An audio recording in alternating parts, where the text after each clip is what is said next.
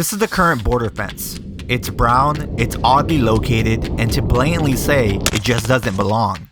It doesn't look like a symbol of unity, rather it looks like what it's made for, protection and division. So how could one change this so it looks more pleasing? Maybe we could paint something on it that expresses unity. Maybe we can make it more like the Tijuana-San Diego border point that has a park called Friendship Park, where people from both countries can meet in person right along the fence. What could be done to adjust the dimness and reflect the brightness of the other side?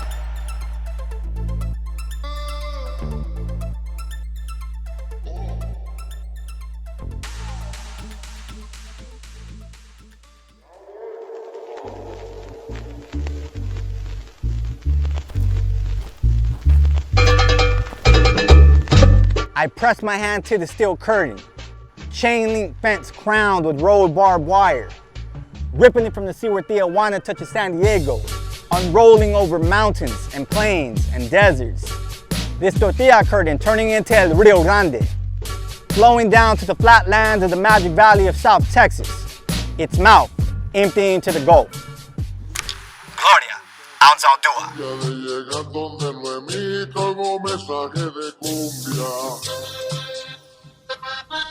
What the media always captures are the negative aspects of Mexico, the cartels, the drugs, and the violence. And while that all undoubtedly exists, it exists in other countries and even parts of our own. What the media fails to capture are the beautiful characteristics of Mexico. So here's mine.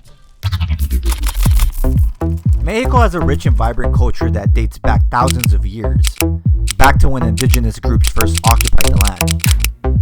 Out of 125 million people that live in Mexico, roughly 15% are original inhabitants and 85% are mestizo, people of mixed indigenous and Spaniard blood.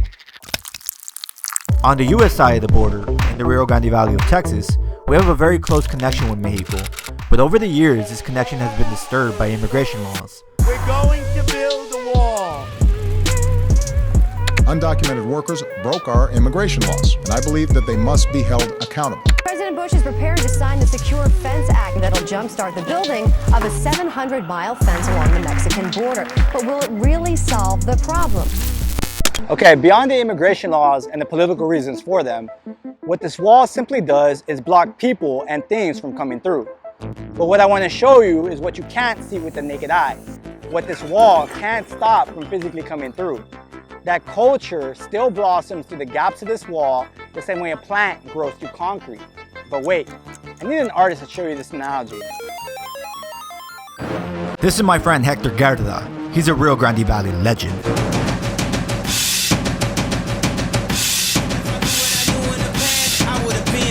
Your ass.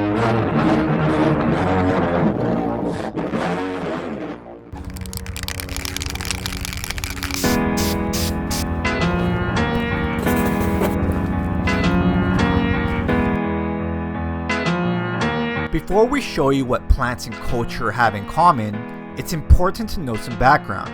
You see, these immigration laws are kind of ironic because at one time Texas and the United States was once stolen and claimed by many others. First and foremost, the land belonged to the natives, then Spain came and stole it.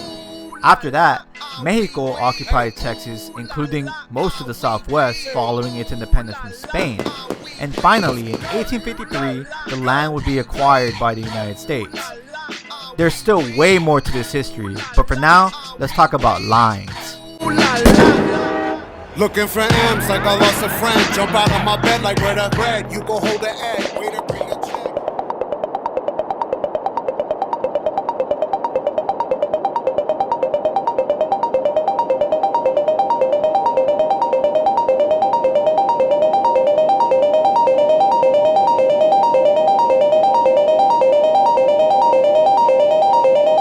Lines are used to make borders that separate cities, states, and countries.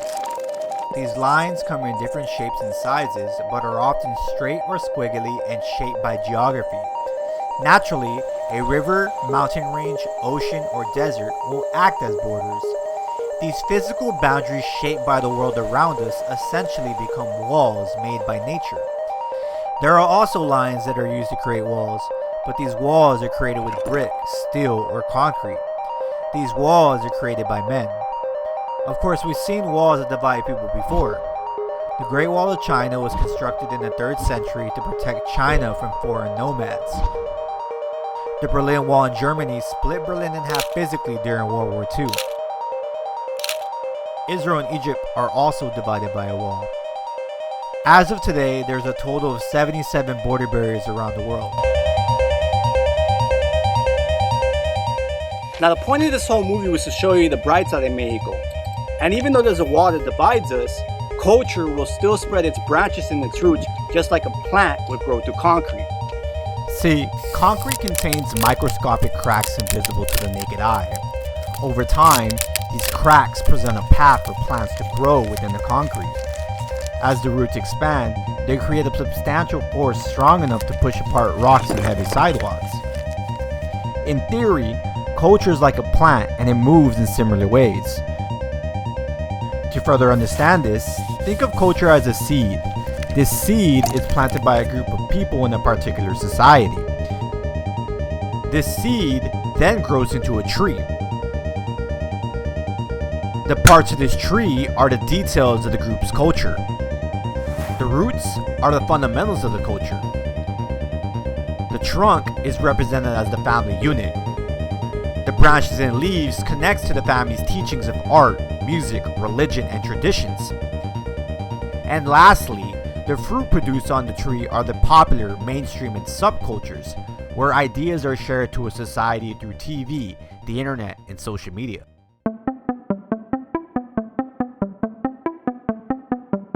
Culture grows through steel because, much like plants, the roots of culture are so powerful and influential, they stretch beyond any physical or natural border. Part of this is because of history. The Mexican culture was planted into Texas hundreds of years ago, which is why the culture is still present today. Mexico's culture has a recipe that consists of ancient civilizations such as the Aztec and Maya and is diffused with the European colonization. From the food, to the music, to the language, the Mexican culture is a culture like many others that has grown within the borders of the United States. America was built by immigrants from all over the world that brought their seeds and planted themselves so they could live life, live free, and pursue happiness.